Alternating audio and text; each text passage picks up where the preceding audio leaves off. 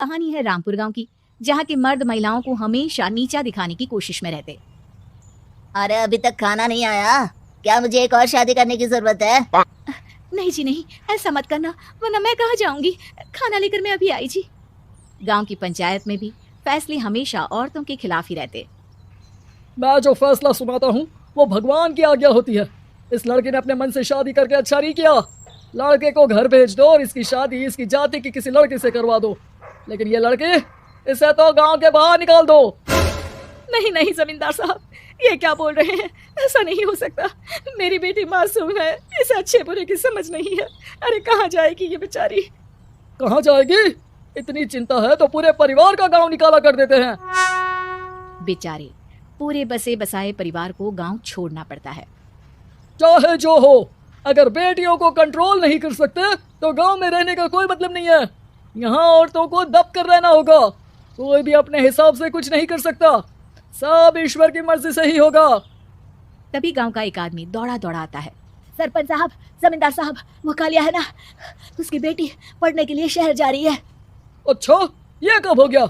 और कालिया की हिम्मत कैसे हो गई ऐसा करने की? लेकर आओ उसे और उसकी बेटी को। बस फिर क्या था, हाजिर हो जाते हैं कालिया और उसकी बेटी सरपंच के सामने। अरे कालिया, ये क्या सुनने में आ रहा है? बेटी को इंजीनियर बना रहा है तू? और ये बता, गांव में तो स्कूल नहीं है, फिर कहां से इतनी क्लास पास कर गई तेरी बेटी? राधा, जो कि कालिया की बेटी है, उसे लगता है कि सरपंच उसकी तारीफ कर रहे हैं। सरपंच जी, मैंने ऑनलाइन पढ़ाई की है, डिस्टेंस लर्निंग से। सभी में मैंने अच्छे नंबर पाए हैं, जिसे देखते हुए शहर की इंजीनियरिंग कॉलेज में मुझे स्कॉलरशिप मिली है। वाह जी वाह, क्या होती है ये? पहले तो ये बताओ, फिर आगे की बात करते हैं। पूरा गांव राधा की बात सुन रहा था और राधा बोलती जा रही थी। तो ऐसे मैं फ्री में एक अच्छी शिक्षा लेकर गांव में जो कुछ परेशानियां हैं, जैसे बिजली, पानी और इंटरनेट जैसी समस्याओं के लिए काम करूंगी। मैं गांव को शहर से जोड़ने के लिए पुल का निर्माण करवाने का प्रस्ताव रखूंगी। मुझे पूरी उम्मीद है कि जल्द ही हमारा गांव भी तरक्की की राह पर चल पड़ेगा। राधा की बात सुनकर सारे गांव वाले ताली बजाने लगते हैं।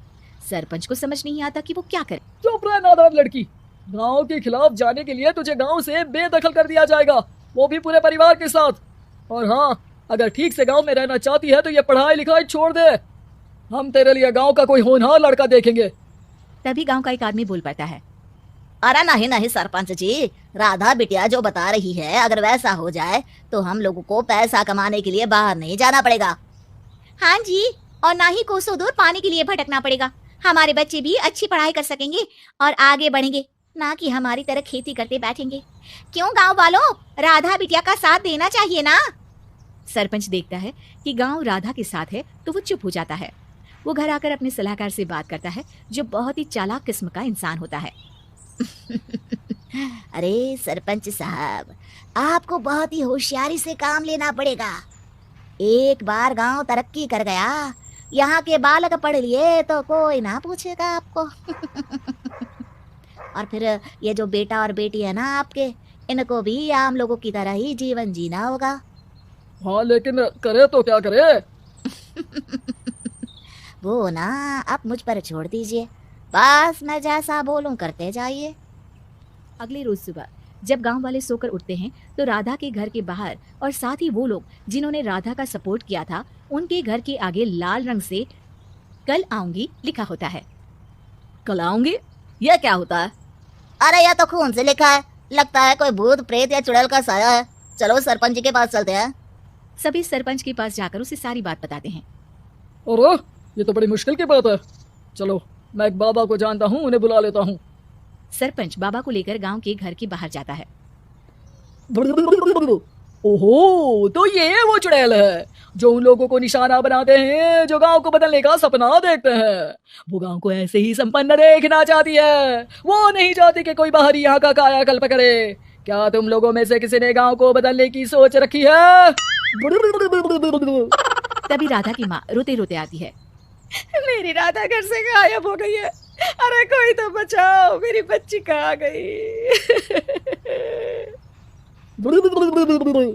ले गई वो चुड़ैल, तेरी बच्ची को ले गई। अब वो उसे श्रापित करके छोड़ेगी, उस पर चुड़ैल का साया हो जाएगा।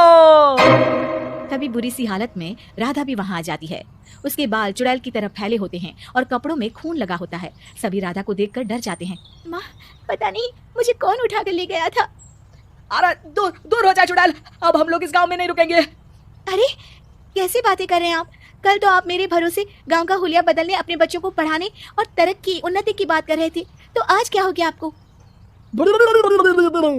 ये फिर तुम लोगों को बहकाएगी। ये चुड़ैल गांव में आ चुकी है, ऐसे ही ये तुम्हारे घर के बच्चों को भी ले जाएगी। गांव वाले राधा को गांव से बाहर निकाल देते हैं। उसके माँ बाप रोते रहते हैं, लेकिन गांव वाले नहीं मानते। मैं भी अपनी बहन के साथ गांव के बाहर रहूंगा, लेकिन वो पढ़ाई नहीं छोड़ेगी। वहीं सरपंच के घर पर सलाहकार कहता है,